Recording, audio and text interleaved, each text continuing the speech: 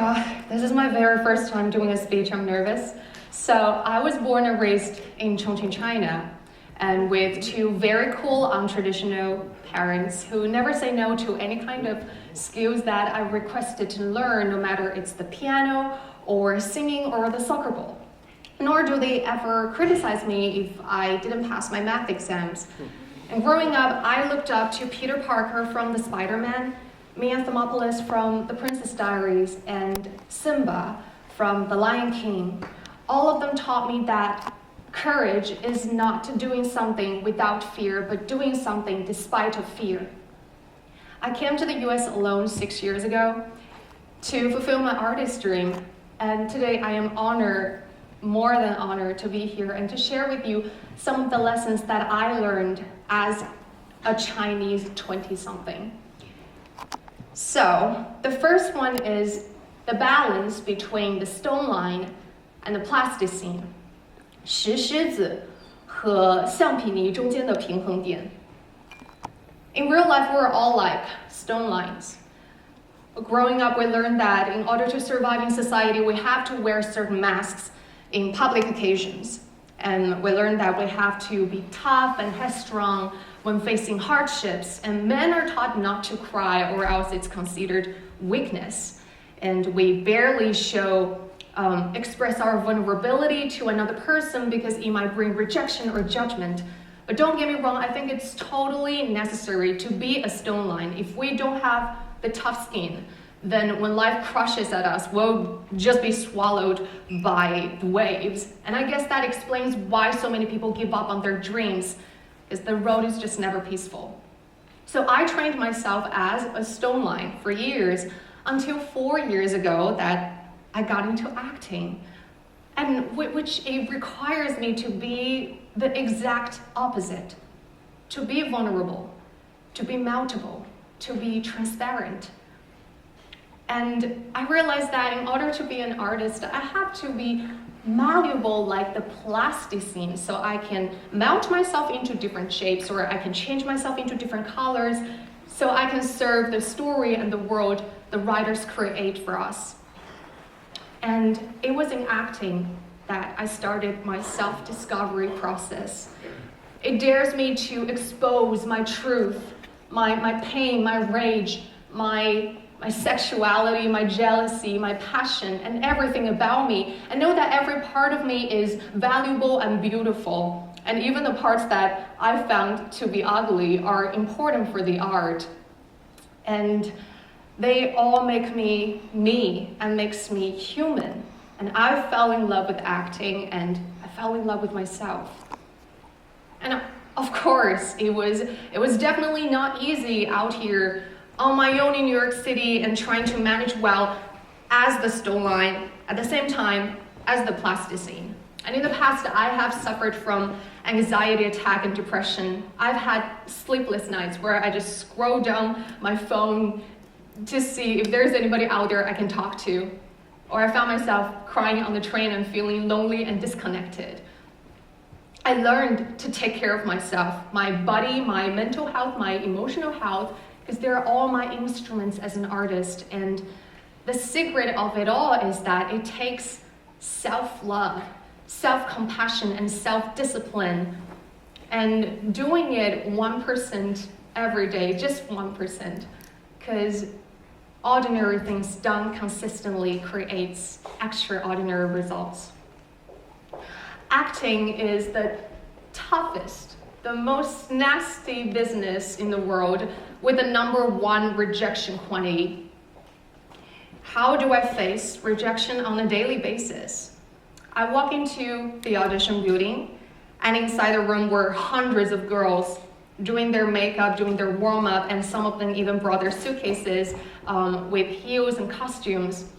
We wait for hours so we can get into the room to sing 16 bars of a song, which would only last 45 seconds.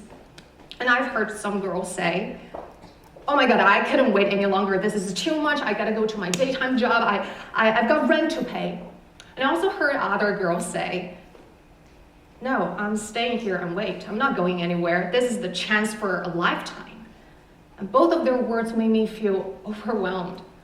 And I used to beat myself up so much if I didn't do as well as I expected in the audition room, if I crack a note, if I miss a line.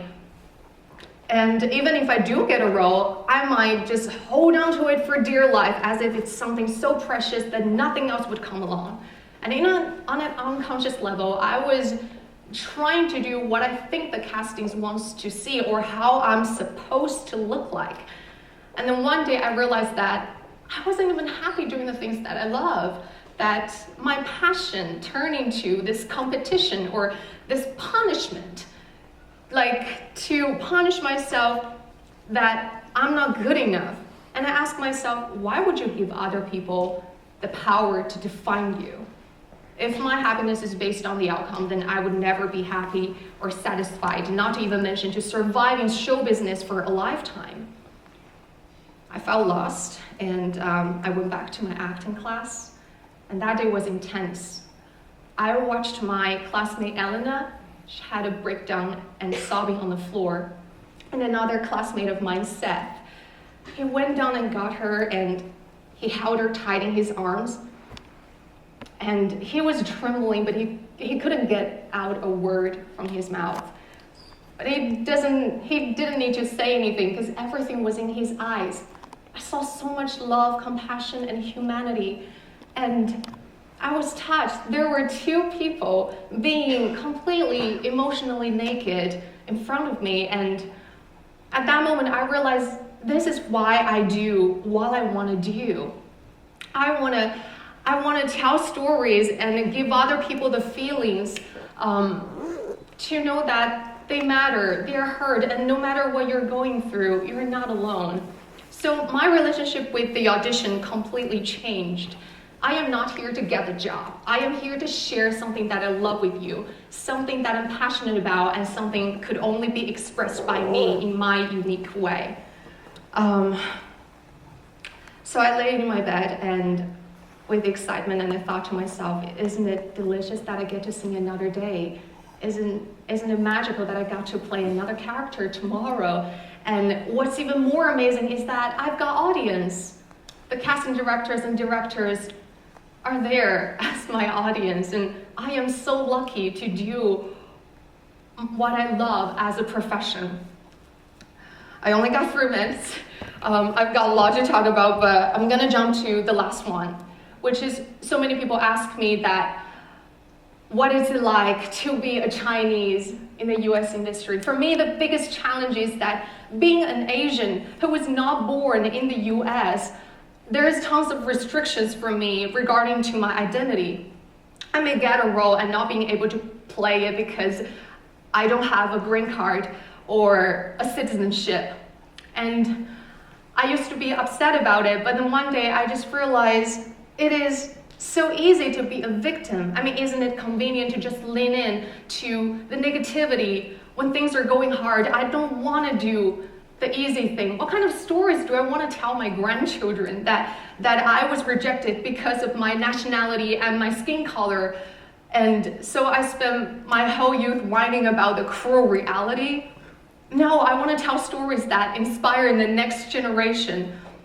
然后这里不得不提一句南开的校训，允公允能，日新月异. This is so much more than about me. This is not just a battle to fight for myself, but also for the dreams of all the other Chinese artists. And I want to be the Princess Mia or the Spider-Man or Simba to all the other Chinese artists who also have dreams like mine. And I remember what my mentor told me, that anything can be your advantage. Use it. So I have 2 choices. Let it defeat me or let it fuel me. And I choose to see it as a gift in my life. I am proud to be a Chinese, and I am proud to be a child of Nankai. And I am grateful for whatever the darkness and pain that I've been through, because they all transformed me into the person that I've always aspired to be. And I wouldn't want to trade that for anything else. And I know that to have a place of my own as a Chinese girl in the US artistic industry is a journey worth taking. Thank you very much.